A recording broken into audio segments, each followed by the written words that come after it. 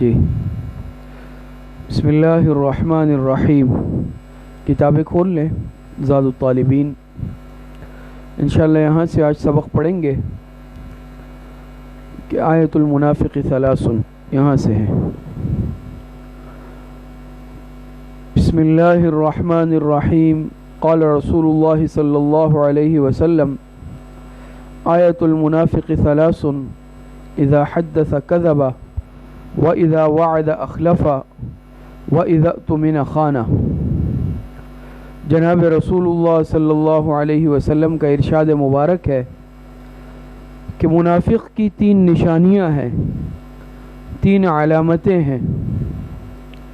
پہلی نشانی اور علامت یہ ذکر کی گئی کہ اذا حدث کذب، جب وہ بات کرے تو جھوٹ بولے.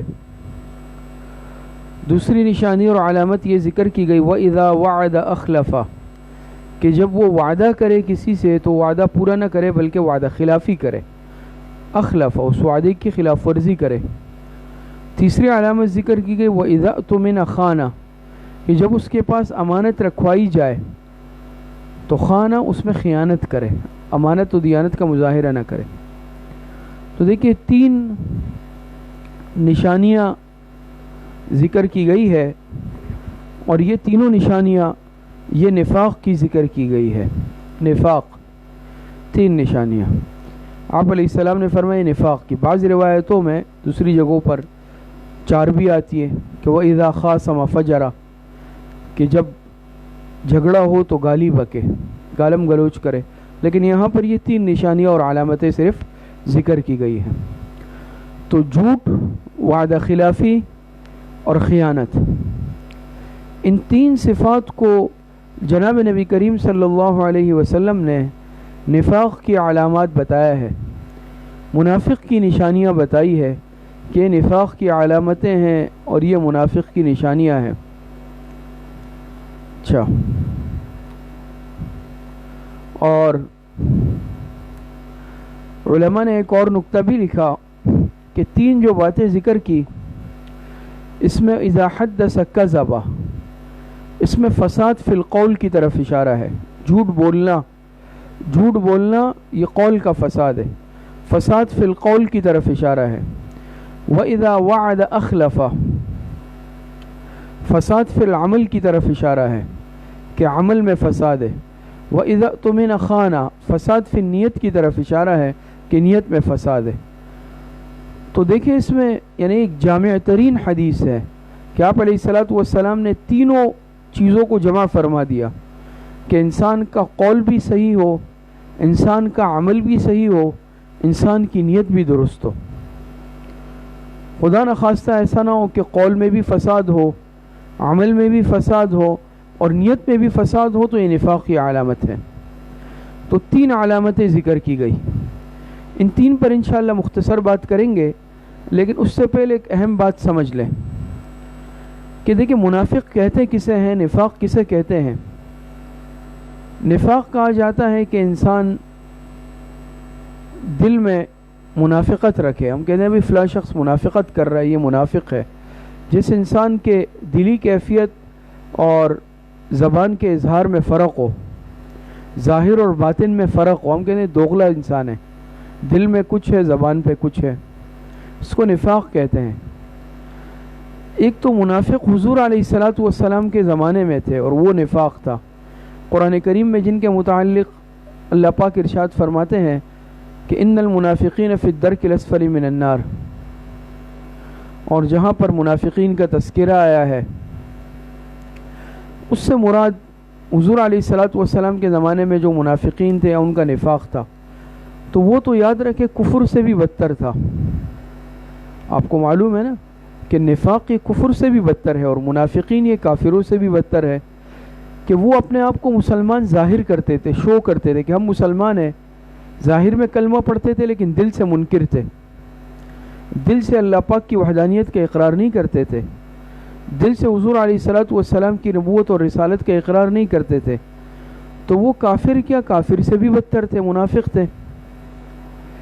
تو کیا اس آیت میں جو تین نشانیاں بیان کی گئی یہ تو منافق کی ہے، تو کیا خدا نخواستہ کوئی شخص اگر جھوٹ بولتا ہے اس میں نفاق کی نشانی ہے، تو یہ شخص منافق ہو گیا، یا جو وعدہ خلافی کرے گا یہ منافق ہوا، جو خیانت کرتا ہے وہ منافق ہوا.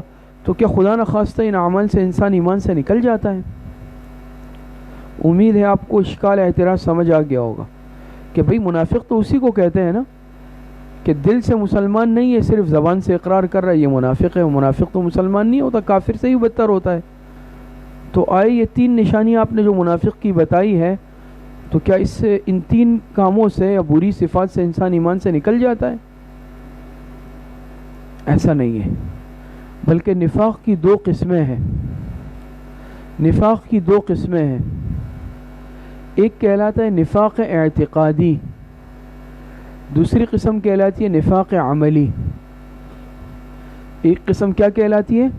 نفاق اعتقادی، اور دوسری قسم کہلاتی ہے نفاق عملی. تو یہ 2 قسمیں ہوئی. وہ جو نفاق تھا جو جناب نبی کریم صلی اللہ علیہ وسلم کے زمانے مبارک میں منافقین تھے، جو زبان سے تو اقرار کرتے تھے کلمے کا لیکن دل سے مسلمان نہیں تھے، وہ نفاق اعتقادی تھا. وہ نفاق اعتقادی تھا، اور نفاق اعتقادی یہ کفر ہے. دوسری قسم کا نفاق ہوتا ہے نفاق عملی. نفاق عملی میں انسان ایمان کے دائرے سے نہیں نکلتا، یہ انسان مسلمان ہی رہتا ہے لیکن اس میں نفاق کی نشانیاں اور علامتیں ہوتی ہیں. تو یہ جو 3 باتیں یہاں ذکر ہوئی یا بعض روایتوں میں اس سے زیادہ ذکر ہوئی، ان سب کا تعلق نفاق عملی سے ہے، نفاق اعتقادی سے نہیں ہے. یہ نفاق اعتقادی نہیں ہے کہ خدا نخواستہ انسان عقیدے کے اعتبار سے منافق ہے. عقیدہ تو صحیح ہے، ہم سب اللہ پاک کی وحدانیت کا زبان کے ساتھ ساتھ دل سے بھی اقرار کرتے ہیں. اقرار باللسان و تصدیق بالقلب، ایمان اسی کو کہتے ہیں. تو الحمدللہ سب مسلمان ہیں، سب صاحب ایمان ہیں. ہم سب اللہ پاک کی وحدانیت پر، حضور علیہ السلام کی نبوت اور رسالت پر دل سے بھی ایمان رکھتے ہیں، زبان سے بھی اقرار کرتے ہیں. تو نفاق اعتقادی نہیں ہے. یہ جو صفات ہے نفاق عملی، اس کا تعلق عمل سے ہے کہ یہ جو صفات ہے یہ صفات ایک ایمان والے میں نہیں ہونی چاہیے. جھوٹ ہے، وعدہ خلافی ہے، خیانت ہے، یہ اچھی صفات نہیں ہے، یہ منافق کی صفات ہے، یہ ایک ایمان والے کی صفات نہیں ہے. تو ابھی آپ بات سمجھ گئی ہوں گی کہ یہاں پر جو منافق کہا گیا ہے کہ آیت المنافق، تو منافق سے مراد منافق عملی ہے، منافق اعتقادی نہیں ہے. اور نفاق سے مراد نفاق عملی ہے، نفاق اعتقادی نہیں ہے. اور نفاق عملی میں انسان مسلمان ہی رہتا ہے، مومن ہی رہتا ہے، البتہ اس میں کچھ کمزوریاں ہوتی ہیں اور بری صفات ہوتی ہے جو کہ نفاق کی نشانیاں ہے جو نہیں ہونی چاہیے. یہ بات سمجھ گئے؟ اب دیکھیں 3 باتیں آپ علیہ السلام نے ارشاد فرمائی ہیں جو منافق کی نشانی. سب سے پہلی بات آپ علیہ السلام نے فرمائی اذا حدث کذب، جب بات کرے تو جھوٹ بولے. تو اس سے معلوم ہوا کہ جھوٹ بولنا یہ نفاق کی علامت ہے، منافق کی صفت ہے. اور ایک صاحب ایمان جھوٹا نہیں ہو سکتا. جھوٹ بولنا یہ ایک مومن کا شیوا نہیں ہے، مسلمان کا شیوا نہیں ہے کہ ایک صاحب ایمان مسلمان بھی ہو اور وہ جھوٹ بول لے. قرآن کریم میں اللہ پاک نے فرمایا الا لعنت اللہ علی الکاذبین. تو بہرحال جھوٹ بولنا یہ بری صفت ہے، یہ اچھی صفت نہیں ہے. اور ایک صاحب ایمان یاد رکھے وہ جھوٹ نہیں بول سکتا، کچھ بھی ہو جائے لیکن وہ سچ کے دامن کو ہمیشہ تھامے رکھتا ہے. تو یاد رکھے جھوٹ بولنا یہ ایمانی صفت نہیں ہے، اور ہمیشہ جھوٹ سے اجتناب کرے. اور یاد رکھیں کہ جھوٹ بولنا جس طرح حقیقت میں اور سنجیدگی میں جائز نہیں ہے، اسی طریقے سے مذاق میں بھی جائز نہیں ہے. آج مصیبت یہ ہے کہ ہم جھوٹ بولتے ہیں اور ہم نے اس کا نام مذاق رکھ دیا ہے. بالکل جھوٹی بات کر کے ہم کہتے ہیں میں تو مذاق کر رہا تھا. یاد رکھیں اس کو مذاق کا نام دینے سے وہ جھوٹ سچ تھوڑی بن جائے گا، وہ جھوٹ بولنا جائز تھوڑی ہو جائے گا. تو جھوٹ بولنا چاہے حقیقت میں ہو چاہے مذاق میں ہے، جھوٹ جھوٹ ہے اور جائز نہیں ہے. تو جھوٹ سے منع کیا گیا. اور اسی طریقے سے جس طرح بڑوں سے بولنا جائز نہیں، بچوں سے بولنا بھی جائز نہیں.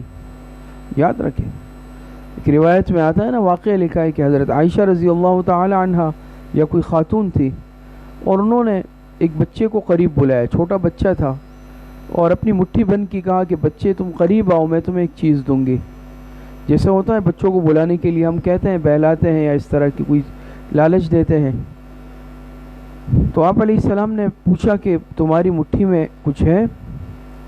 انہوں نے کہا جی اللہ کے رسول، میری مٹھی میں کھجور ہے جو میں اس بچے کو دوں گی. تو آپ علیہ السلام نے فرمایا کہ یاد رکھو، اگر تمہاری مٹھی خالی ہوتی تو تمہارے نام اعمال میں جھوٹ کا گناہ لکھ لیا جاتا. اب اس سے آپ اندازہ لگائیں کہ جھوٹ بولنا کتنا برا عمل ہے، کہ ایک چھوٹے بچے سے بھی اس طرح کی خلاف واقع بات کرنا جائز نہیں ہے، اور جھوٹ کا گناہ اس پر بھی ملتا ہے. تو بہرحال جھوٹ بولنا بہت برا گناہ ہے اور بہت بڑا گناہ ہے. اسی طریقے سے جھوٹی گواہی دینا، اس کو اکبر الکبائر میں سے ذکر کیا گیا ہے کہ جھوٹی گواہی دینا، شہادت الزور اس کو کہا گیا. آپ علیہ السلام نے فرمایا نا الا وقول الزور و شہادت الزور، بڑے گناہوں میں سے آپ نے ذکر کیا نا، جب بڑے گناہوں کا، کبیرہ گناہوں کا بتایا تو آپ نے فرمایا الا وقول الزور و شہادت الزور، کہ جھوٹی بات اور جھوٹی گواہی. جھوٹی بات 3 مرتبہ فرمایا. اس سے اندازہ ہوا کہ جھوٹی گواہی دینا یہ پھر اکبر الکبائر میں سے ہے اور بہت بڑے گناہوں میں سے ہے. تو جھوٹ بولنا یاد رکھے جائز نہیں، نہ حقیقت میں، نہ مذاق میں، نہ بڑے کے ساتھ، نہ بچے کے ساتھ. اور جھوٹی گواہی دینا یہ تو جھوٹی بات سے بھی زیادہ بدترین اور خطرناک عمل ہے. اسی طریقے سے کچھ صورتیں ایسی ہیں جو مروج ہمارے معاشرے میں ہے، جس کو ہم جھوٹ سمجھتے نہیں ہیں، لیکن یاد رکھیں وہ بھی جھوٹ کے زمرے میں آتی ہے اور اس پہ بھی جھوٹ کا گناہ ملتا ہے. وہ بھی سمجھ لیں. ہم تو صرف یہ سمجھتے ہیں بس زبان سے خلاف واقع بات کر لی، اس پر جھوٹ کا گناہ ملے گا، وہ تو یقیناً جھوٹ ہے. لیکن کچھ اور صورتیں بھی معاشرے میں مروج ایسی ہیں کہ وہ بھی جھوٹ ہے اور جھوٹ کا گناہ ملتا ہے. جھوٹا سرٹیفکیٹ بنانا، یاد رکھیں جھوٹا سرٹیفکیٹ، پھر چاہے وہ تعلیمی سرٹیفکیٹ ہے، کیریکٹر سرٹیفکیٹ ہے، میڈیکل سرٹیفکیٹ ہے، اسی طریقے سے یا کوئی اور سرٹیفکیٹ ہے. تو اگر ہم کوئی جعلی سرٹیفکیٹ بنائیں گے، سند بنائیں گے، کاغذات بنائیں گے، شناختی کارڈ بنائیں گے، لائسنس بنائیں گے، پاسپورٹ بنائیں گے، کوئی بھی کاغذات بنائیں گے، لیکن اگر وہ خلاف واقع ہے، اس میں نے جھوٹ بولا ہے، غلط بیانی کی ہے، میں جھوٹا ہوں، تو قانون کی خلاف ورزی وہ تو اپنی جگہ پر ہے، غلط ہے، لیکن اس کے ساتھ ساتھ جھوٹ کا گناہ بھی نام اعمال میں لکھ لیا جاتا ہے. یہ بھی جھوٹ ہے. تو جھوٹا میڈیکل سرٹیفکیٹ بنانا، جھوٹا کیریکٹر سرٹیفکیٹ بنانا، اسی طریقے سے جھوٹا جو ہے تعلیمی سرٹیفکیٹ بنانا، یہ سب کے سب اس زمرے میں آتے ہیں. یہ سب کے سب اس زمرے میں آتے ہیں. آج ہم اس چیز کو دیکھتے ہیں، کتنی چیزوں میں جا کے ہم جھوٹ بول دیتے ہیں، غلط سلط بنا لیتے ہیں، جھوٹ موٹ بنا لیتے ہیں. یہ جائز نہیں ہے. یہ چیزیں بھی ساری کی ساری کیا ہے؟ یہ جھوٹ کا گناہ اس پر ملتا ہے، اور یہ جھوٹ کے زمرے کے اندر کیا ہے؟ یہ چیزیں بھی جھوٹ میں داخل ہے. دوسری بات، اس حدیث مبارکہ میں دوسری علامت اور نشانی جو بتائی گئی، اسی طریقے سے اس میں ایک یہ بات بھی سمجھ، جھوٹی سفارش کرنا، غلط سفارش کرنا، اس میں بھی جھوٹ کا گناہ ہے. مثال کے طور پہ کسی نے کہا آپ میرے لیے سفارش کر دے، دستخط کر دے، مجھے معلوم ہے کہ یہ اس سفارش کا اہل نہیں ہے، یہ اس منصب کا اہل نہیں ہے، داخلے کے سلسلے میں ہے، تقرر کے سلسلے میں ہے، ملازمت کے سلسلے میں ہے، تعلیم کے سلسلے میں ہے، کسی بھی سلسلے میں اگر میں سفارش غلط کروں گا تو جھوٹی سفارش کا گناہ ملے گا، جھوٹ کا گناہ بھی مجھے ملے گا. تو بہرحال جھوٹ بولنا یہ نفاق کی علامت ہے.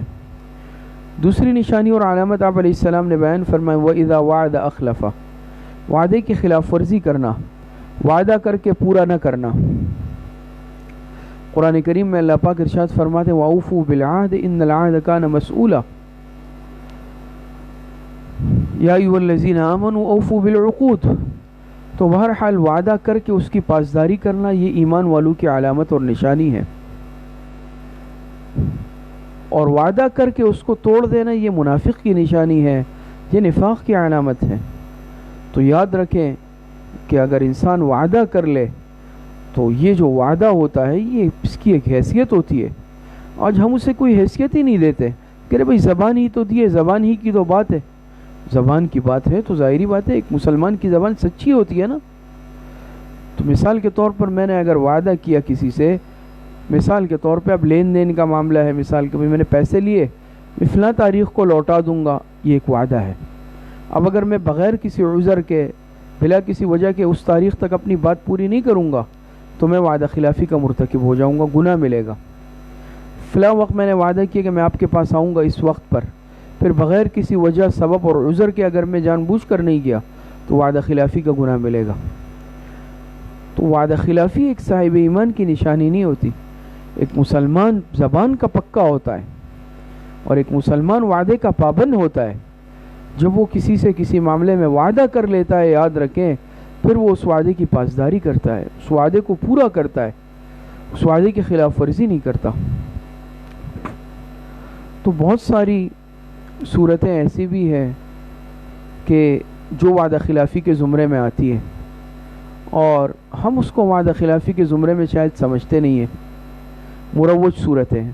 عام طور پر ہم جیسے جھوٹ سے متعلق بھی میں نے عرض کیا نا کہ ہم صرف ایک بس خلاف واقع بات کو جھوٹ سمجھتے ہیں، لیکن کتنی مروج صورتیں میں نے آپ کے سامنے عرض کی جو جھوٹ کے زمرے میں آتی ہے. اسی طرح بہت ساری معاشرے میں رائج صورتیں وہ ہیں کہ اس پہ بھی وعدہ خلافی کا گناہ بھی ملتا ہے لیکن ہم اسے وعدہ خلافی نہیں سمجھتے. مثال کے طور پر میں کسی ادارے میں ملازم لگ رہا ہوں، کسی دفتر میں، ادارے میں، کمپنی میں، فیکٹری میں، کسی تعلیمی ادارے میں، اسکول میں، کالج میں، مدرسے میں یا کسی ادارے میں، پرائیویٹ ادارے میں، سرکاری ادارے میں. تو وہ دیکھتے ہیں کوئی فارم فل ہوتا ہے اور اس میں شرائط ہوتی ہے، یا میں کہیں داخلہ لے رہا ہوں تعلیمی، تو ادارہ مجھے کچھ شرائط کا پابند کرتا ہے کہ بھئی آپ کو وقت کی پابندی کرنی ہوگی، آپ کو چھٹی نہیں کرنی ہوگی، آپ کو اس وقت سے اس وقت تک ادارے کو وقت دینا ہوگا، آپ کو یہ کرنا ہے، یہ کرنا ہے، کچھ جائز شرائط، کچھ شرائط ہوتی ہے. تو یاد رکھیں کہ جتنی بھی جائز شرائط ہوگی کسی کی خلاف ورزی کرنا اس میں وعدہ خلافی کا گناہ بھی ہوگا. میں نے اگر دستخط کر دیا اس فارم پر تو میں نے وعدہ کر لیا کہ میں آپ کے تمام اصولوں کی پابندی کروں گا یا پابندی کروں گی. جیسے کوئی تدریس پہ لگتا ہے یا معلمہ لگتی ہے تو اس کو بھی ایک شرائط نامہ دیا جاتا ہے کہ بھئی آپ یہ پڑھ لیں، اس پہ سائن کریں، اس پہ ساری شرائط ہے. میں روزانہ پابندی سے آؤں گی، چھٹی نہیں کروں گی، تاخیر سے نہیں آؤں گی، میں انتظامیہ کی بات مان کر چلوں گی، اور جو جو باتیں شرائط ہے وہ مجھے منظور ہے. تو یاد رکھیں اب آپ پابند ہو گئی. اور نہ ماننے کی صورت میں جو ادارے کی طرف سے قانونی اخلاقی کارروائی اپنی جگہ، لیکن وعدہ خلافی کا گناہ بھی اس پر ملتا ہے. اسی طریقے سے کسی ملک کی شہریت لینا، نیشنلٹی لینا، یہ بھی ایک وعدہ ہے. پھر اس ملک کے جتنے جائز قوانین ہیں اس کی پابندی اس شہری کے لیے ضروری ہے. چاہے میں اپنے ملک کی نیشنلٹی مجھے مل رہی ہے، شناختی کارڈ مل رہا ہے، یا میں کسی دوسرے ملک جا کر وہاں کی نیشنلٹی لے رہا ہوں، یا میں کسی ملک کا ویزا لے رہا ہوں، تو ویزے کے بھی فارم ہوتا ہے، اس پہ شرائط ہوتی ہے کہ آپ کو ہمارے ملک کے تمام اصولوں کی پابندی کرنی ہوگی. تو یاد رکھیں کہ ان اصولوں کی پابندی ضروری ہے، اور خلاف ورزی کی صورت میں جہاں قانون شکنی ہوگی وہیں پر وعدہ خلافی کا گناہ بھی ملے گا. اسی طریقے سے ڈرائیونگ لائسنس لینا، پاسپورٹ لینا، کسی ملک کی شہریت لینا، نیشنلٹی لینا، اقامہ لینا، اور یہ ساری کی ساری چیزیں وہ ہیں. یا اسی طریقے سے کسی ادارے میں ملازمت، تعلیم، تدریس، یا پھر جاب ہے، کچھ بھی ہے، تو وہ ادارہ جتنی شرائط لگاتا ہے جائز شرائط اور اس کو مجھے پابند کرتا ہے اور میں دستخط کر کے اس کے پابندی کا وعدہ کرتا ہوں یا کرتی ہوں، تو اب وہ وعدہ پورا کرنا ضروری ہے.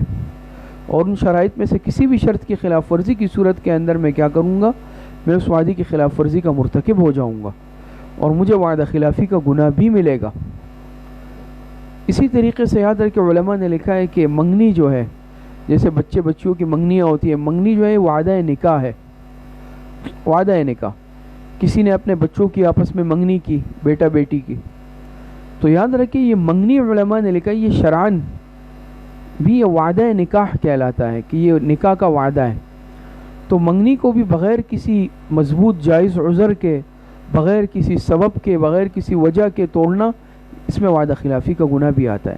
ہاں الا ہے کہ کوئی پکا واقعی عذر ہے، شرعی عذر ہے، جائز عذر ہے، اور اس میں بھی انسان اطلاع دے دے اور ترتیب پر چلے تو کوئی حرج نہیں ہے اگر ختم کر دے.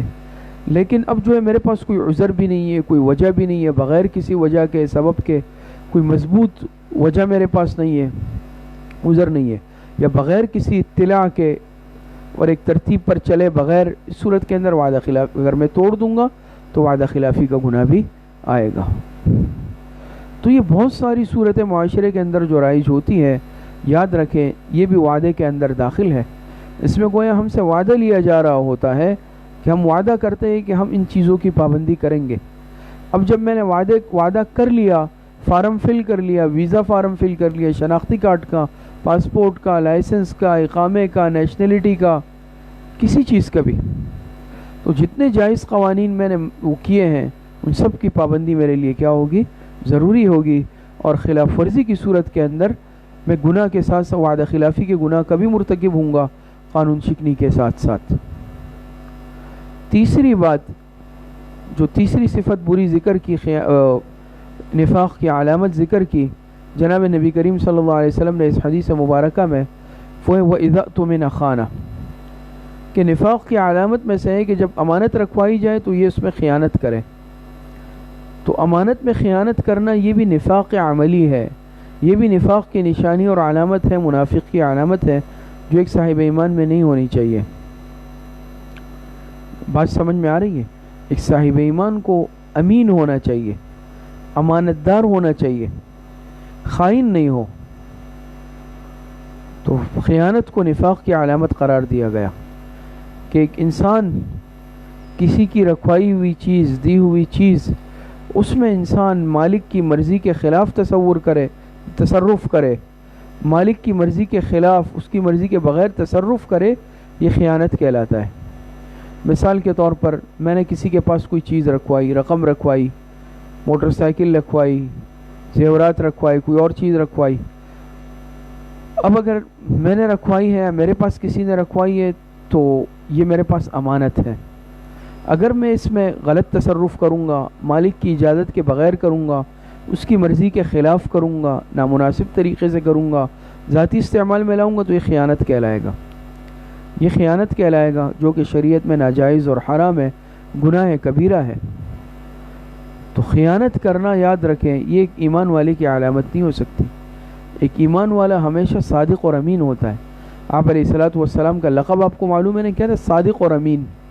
آپ صادق اور امین کے لقب سے شروع سے مشہور تھے کہ سچے ہیں اور امانت دار ہیں. یہ بہت بڑی صفت ہے امانت دار ہونا. پھر خاص طور پر انسان کو اگر امانت سپرد کی گئی ہو، کوئی ذمہ داری ہو، تو اس میں بھی یہ بات سمجھ لیں، جیسے پیچھے دو باتوں میں، دو صفات میں آپ کے سامنے آئی کہ ہم ان چیزوں کو بہت محدود سمجھتے ہیں. ہمارے نزدیک اس کا مفہوم بڑا محدود ہوتا ہے، جیسے کہ جھوٹ سے متعلق آیا اور وعدہ خلافی سے متعلق آیا. تو خیانت میں بھی ہم صرف یہ سمجھتے ہیں کہ اس کا تعلق صرف مال کے ساتھ ہے، کسی چیز کے ساتھ ہے، اسباب کے ساتھ ہے. خیانت صرف اس کو کہتے ہیں اگر کسی نے کوئی چیز رکھوائی اور میں نے اس میں مالک کی مرضی کے خلاف یا اس کی اجازت کے بغیر تصرف کیا، کمی بیشی کی، استعمال کیا، تو یہ خیانت ہے، یہ یقیناً خیانت ہے. اور اس کو بھی خیانت کہیں گے، یہ ناجائز اور حرام ہے اور گناہ کبیرہ ہے. لیکن اس خیانت میں بھی بہت ساری صورتیں ایسی ہیں مروج، جو کہ یاد رکھے جو کہ خیانت کے زمرے میں آتی ہے، جو خیانت کے زمرے میں آتی ہے، لیکن ہم اسے خیانت نہیں سمجھتے. بہت ساری چیزیں ایسی ہیں جو خیانت کے زمرے میں داخل ہے اور جو خیانت کے زمرے میں آتی ہے. مثال کے طور پر میں کسی ادارے میں ملازم ہوں یا ملازمت کر رہا ہوں، تو اس ادارے کے جتنے اوقات ہیں، میں جس وقت کے لیے اس ادارے میں لگا ہوں، مثال کے طور پر صبح 8 سے شام 6 تک، صبح 8 سے رات 8 تک، صبح 8 سے جو ہے شام 10 بجے تک، یہ اوقات میں نے اس ادارے کو دے دیے ہیں. میں ان اوقات کا پابند ہوں. یا جیسے اپنی مثال پیش کروں، میں کسی ادارے میں مدرس ہوں، یا جیسے بعض معلمات ہوتی ہیں، تو وہی صبح 8 سے 12 تک، 2 سے 4 تک آپ کی یہاں تدریس ہے. اب اگر میں ان اوقات کی پابندی نہیں کروں گا یا نہیں کروں گی، 12 بجے کے بجائے میں 11 بجے چلی جاؤں، 11:30 بجے، یا 8 بجے میرے آنے کا وقت ہے، میں 8:30 بجے آؤں، چاہے ادارے میں کوئی زیادہ وہ پوچھے نہیں، تسامح کرے، صرف نظر کرے، لیکن میں خیانت کا ارتکاب کروں گا، یہ خیانت کہلائے گا. یا میں جلدی چلا جاؤں اپنے وقت سے، یہ خیانت کہلائے گا. کیوں؟ جو وقت میں نے ادارے کو دیے ہیں میں ان اوقات کا پابند ہوں. میں دفتر میں ملازم ہوں، میں اسکول میں ٹیچر ہوں، کالج میں، مدرسے میں، کسی کمپنی میں ملازم ہوں، فیکٹری میں ملازم ہوں. جتنے اوقات میں نے دیے ہیں میں اس کی تنخواہ لیتا ہوں، تو وہ اوقات کا میں پابند ہوں. میں ان اوقات ادارے کو دینے کا پابند ہوں. تو وقت پر جانا اور وقت پر واپسی، پورا وقت دینا، یہ میری ذمہ داری ہے. میں اس میں اگر کمی کروں گا یا کمی کروں گی تو اصول کی خلاف ورزی اور ضوابط کی خلاف ورزی اپنی جگہ، قانون شکنی اپنی جگہ، اصول شکنی اپنی جگہ، لیکن وعدہ خلافی کا، خیانت کا گناہ بھی مجھے ملے گا. میں خائن کہلاؤں گا کہ میں خیانت کر رہا ہوں اس ادارے کے ساتھ اگر وقت پورا نہیں دے رہا. اس کے ساتھ ساتھ میں اگر وقت تو دے رہا ہوں لیکن اس دوران میں اپنے ذاتی کام کر رہا ہوں. مجھے کہا کہ بھئی یہ آپ کے جو ہے آفس کا وقت ہے اور آفس میں مجھے فائل دی، تو مجھے فائل پہ کام کرنا ہے، مجھے آڈٹ کا کام کرنا ہے، مجھے حساب کتاب کرنا ہے، مجھے بچوں کو پڑھانا ہے. کسی بھی ادارے میں کسی بھی قسم کا مجھے کام ہے، اکاؤنٹس کا کام ہے، کوئی اور کام ہے، لیکن میں نے اپنا موبائل نکالا اور میں 1 گھنٹہ اپنے موبائل پہ گیم کھیل رہا ہوں، موبائل میں میسیجز پڑھ رہا ہوں، بھیج رہا ہوں. یا اسی طریقے سے میں نے اپنے کچھ ذاتی کام شروع کر دیا، اس دوران ذاتی مہمان آ گئے، ان کے ساتھ گپ شپ لگانی شروع کی، تو یہ میں ان اوقات میں خیانت کا ارتکاب کر رہا ہوں. اور خیانت کے نتیجے میں یاد رکھے گناہ بھی ملے گا، اور اس دورانیے کی جو میں تنخواہ لوں گا یا لوں گی وہ بھی میرے لیے جائز نہیں ہے. بڑا حساس معاملہ ہے، حقوق العباد سے تعلق ہے. صرف توبے سے بھی کام نہیں چلتا جب تک کہ پھر حق ادا نہ کر دیا جائے. تو یہ خیانت ہے. تو ادارے کو پورا وقت دینا، کمپنی کو، ادارے کو، دفتر کو، تعلیمی ادارے کو، سرکاری جو بھی الاخری، پورا وقت دینا یہ بھی امانت کا تقاضا ہے. اور اس وقت کے دوران اسی متعلقہ کام کو انجام دینا یہ بھی امانت کا تقاضا ہے. وقت میں کمی کرنا یہ بھی خیانت ہے، اور اس دوران اپنا کام نہ کرنا، کوئی اور کام کرنا، ذاتی کام کرنا، یہ بھی خیانت ہوگا. اس طرف ہماری توجہ جاتی ہے، ہم کتنی بے احتیاطیاں کرتے ہیں. اسی طریقے سے بعض مرتبہ وہ دفتری استعمال کے لیے چیزیں ملی ہوتی ہے کہ بھئی میں دفتر میں ملازم ہوں، ادارے میں ہوں، وہ چیز اجتماعی ہے یا دفتر کی ملکیت ہے، میں اسے جیب میں ڈال کے گھر لے جا رہا ہوں. قلم مجھے ادارے نے دیا، وہ ادارے میں استعمال کا ہے. مجھے اس موٹر سائیکل ملی، گاڑی ملی، یا مجھے پیٹرول کے پیسے مل رہے ہیں لیکن اس میں آپ کو دفتری استعمال کے لیے، لیکن میں اپنے ذاتی سیر و تفریح کے لیے گاڑی استعمال کر رہا ہوں دفتر کی، ذاتی گھر والوں کو لے جا رہا ہوں اس گاڑی میں، وہ پیٹرول میں اپنے کام کے لیے استعمال کر رہا ہوں، یہ خیانت ہے. اسٹیشنری کا سامان ہے، دفتر کے کاغذات، کوئی بھی سامان ہے، مدرسے کا، اسکول کا، وہ سامان میں اپنی ذاتی استعمال میں لا رہا ہوں، گھر لے جا رہا ہوں، یہ خیانت ہے. آج دیکھیں ہم اس کو خیانت سمجھتے ہیں. اسی طریقے سے بعض نمبر پاس پڑوس سے کھانے پینے کی چیز آتی ہے، برتن آ جاتے ہیں، یاد رکھیں اس برتنوں کو واپس کرنا مجھ پر لازم ہے. اس کو ذاتی استعمال میں لانا خیانت ہے. انہوں نے کھانا بھیجا ہے اس میں، لیکن ذاتی استعمال کے لیے تو نہیں دیے نا. اب کیا آتا ہے کہ بھئی وہ برتن واپسی کے وجہ 1 مہینہ میرے گھر میں پڑے ہوئے، ہفتہ 2 ہفتے، تو ایک تو ٹھیک ہے پڑے ہوئے ہیں، موقع نہیں ملا، لیکن انسان جیسے ہی موقع ملے فوراً واپس کرے، کوشش کرے کہ تاخیر بھی نہ کرے. لیکن خدا نخواستہ میں ان کو اپنے ذاتی استعمال میں لا رہا ہوں، خود اپنے لیے استعمال کر رہا ہوں، یہ خیانت میں آئے گا. یہ ناجائز اور حرام ہے، یہ جائز نہیں ہے، یہ درست نہیں ہے. آج ان چیزوں کو ہم دیکھتے ہیں، ہماری توجہ اس طرف جاتی ہے کہ میں کس قدر خیانت کا ارتکاب معاشرے میں کر رہا ہوتا ہوں. تو عرض کرنے کا مقصد یہ ہے کہ 3 باتیں حضور علیہ الصلاۃ والسلام نے ارشاد فرمائی. آیت المنافق ثلاث، کہ منافق کی 3 نشانیاں ہیں. اذا حدث کذب، جب بات کرے تو جھوٹ بولے. واذا وعد اخلف، جب وعدہ کرے تو اس کی خلاف ورزی کرے. واذا اؤتمن خان، جب امانت رکھوائی جائے اس کے پاس تو اس میں خیانت کرے. یہ 3 نفاق کی علامات ہیں. پھر پہلی بات آپ کے سامنے ذکر ہوئی کہ اس میں حدث کذب، وعد اخلف، اذا اؤتمن خان، پہلے میں فساد فی القول، دوسرے میں فساد فی العمل، اور تیسرے میں فساد فی النیت کی طرف اشارہ ہے کہ ایک مسلمان اپنے قول کو بھی صاف رکھتا ہے، صحیح رکھتا ہے، اپنے عمل کو بھی درست رکھتا ہے، اپنی نیت کو بھی صاف رکھتا ہے. دوسری بات، اس میں نفاق سے مراد نفاق اعتقادی نہیں ہے بلکہ نفاق عملی ہے، جس کی وجہ سے انسان ایمان سے تو نہیں نکلتا، البتہ یہ بری صفت اور کمزوری ہے جس کا دور کرنا ضروری ہے. پھر اس میں جھوٹ سے متعلق، وعدہ خلافی اور خیانت سے متعلق جتنی بھی صورتیں تھیں معاشرہ معراج، وہ سب آپ کے سامنے بیان ہوئی کہ یہ ساری صورتیں کیا ہیں، یہ درست نہیں ہے۔ تو بہرحال یہ تین صفات یہ نفاق کی ہے، اور ایک صاحب ایمان کے لیے ضروری ہے کہ وہ ان نفاق کی علامات سے اپنے آپ کو بچائے۔ اگر کسی میں تینوں صفات ہے تو گویا اس میں ساری صفات نفاق کی ہے، کسی میں دو ہے تو اس میں دو ہے، کسی میں ایک ہے تو اس میں ایک ہے لیکن ہے ضرور۔ تو ایک صاحب ایمان کو ضروری ہے کہ وہ ساری صفات بری جو نفاق کی صفات ہے، ہر ایک صفت سے اپنے آپ کو بچائے، ان صفات رذیلہ سے اپنے آپ کو پاک کر لے۔ اللہ پاک صحیح عمل کی توفیق عطا فرمائے۔ وآخر دعوانا ان الحمد للہ رب العالمین۔